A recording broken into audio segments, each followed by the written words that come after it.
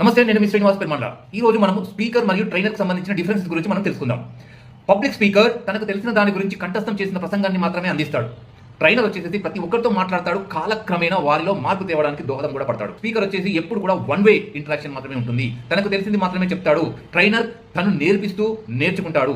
Speaker ఎప్పుడు కూడా ఒక పోడియం దగ్గర నిలబడి ఉంటాడు, పోడియం వదిలి ముందుకు రాలేడు. కానీ ట్రైనర్ మాత్రం తన జ్ఞానాన్ని అందించడం పైన ఫోకస్ చేస్తూ పార్టిసిపెంట్స్ పైన దృష్టి పెడుతూ ఉంటాడు.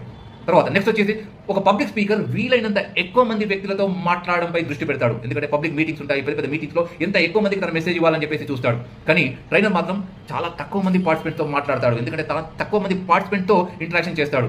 మినిమం 20 ఉంటుంది, మాక్సిమం 40 to 50 వరకు ఉండొచ్చు.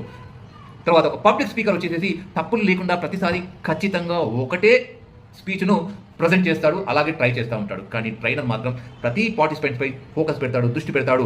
వారి లోపల లోటుపాట్లు ఏమున్నాయి అనేది ప్రత్యేకంగా గుర్తిరిగి ఆ లోటుపాట్లు సవరించడానికి ట్రై చేస్తూ ఉంటాడు. స్పీకర్కి వచ్చేసి ఆడియన్స్ చాలా మంది ఉంటారు. ఒక పెద్ద సభలాగా ఉంటుంది, ఒక పెద్ద హాల్ ఉంటుంది, ఉపన్యాసం లాగా చెప్తూ వెళ్తూ ఉంటారు. కానీ ట్రైనర్ మాత్రం పార్టిసిపెంట్స్తో ఒక ఫ్రెండ్గా వ్యవహరిస్తారు. వాళ్ళతో డీప్గా ఇంటరాక్షన్ అవుతాడు, వాళ్ళ లోపల లోటుపాట్లు తెలుసుకొని వాళ్ళల్లో ఒక వ్యక్తిగా మెలుగుతాడు. స్పీకర్ వచ్చేసి ప్రసంగం ఎంతసేపు వారి గురించి నేను ఇలా చేశాను అంటూ వారి గురించే మాట్లాడుతూ ఉంటారు. కానీ ఒక ట్రైనర్ ఎప్పుడు కానీ శిక్షణ అనేది పార్టిసిపెంట్స్ని బేస్ చేసుకొని ఉంటుంది. వాళ్ళ సామర్థ్యం ఏంటిది, వాళ్ళు ఎక్కడ స్టక్ అవుతున్నారు, దానికి సంబంధించి తను మొత్తం వాళ్ళని బేస్ చేసుకొని ఇన్ఫర్మేషన్ ఇవ్వడం జరుగుతుంది. స్పీకర్ వచ్చేసి ఏదైనా విషయాన్ని చెప్పేటప్పుడు రోమాలు నిక్కబొడుచుకునేలా అతని స్పీచ్ ఉంటుంది. తనకు మోటివేట్ చేస్తాడు, ఇన్స్పిరేషన్ చేయగలుగుతాడు. కానీ ట్రైనర్ ఎప్పుడు కానీ అలాంటి స్పీకర్లను తయారు చేస్తూ ఎలా స్పీచ్ ఇవ్వాలి, ఎలా అట్రాక్ట్ చేయాలి, వెంట్రుకలను నిక్కబొచ్చుకునేలా మనం ఎలా మాట్లాడాలనేది ట్రైనర్ నేర్పిస్తాడు. స్పీకర్ వచ్చేసి ఆడియన్స్ అందరినీ కలిపి ఒకే విధమైన స్పీచ్ ఉంటుంది. అక్కడ 100 మంది ఉండని, 200 మంది ఉండని, 500 మంది ఉండని, వాళ్ళందరికీ సంబంధించి సేమ్ స్పీచ్ ఉంటుంది. కానీ ట్రైనర్ మాత్రం అలా కాదు, కస్టమైజ్డ్ స్పీచ్ ఉంటుంది. మీరు ట్రైనర్ వచ్చేసి ఎదురుగా ఏ ప్రొఫెషనల్ సంబంధించి వాళ్ళు ఉన్నారు, ఏ కేటగిరీ వారు ఉన్నారు, ఎలాంటి ఏజ్ గ్రూప్ వాళ్ళు ఉన్నారు, ఏ సబ్జెక్ట్ కోసం వాళ్ళు ఇక్కడికి వచ్చారు, దానికి సంబంధించి కస్టమైజ్డ్ ట్రైనింగ్ అనేది ట్రైనర్ చేయగలుగుతాడు. స్పీకర్ వచ్చేసి మీరు చేయగలరు అని చెప్పేసి తన మాటలతోటి అందరినీ ఇన్స్పైర్ చేయగలుగుతాడు.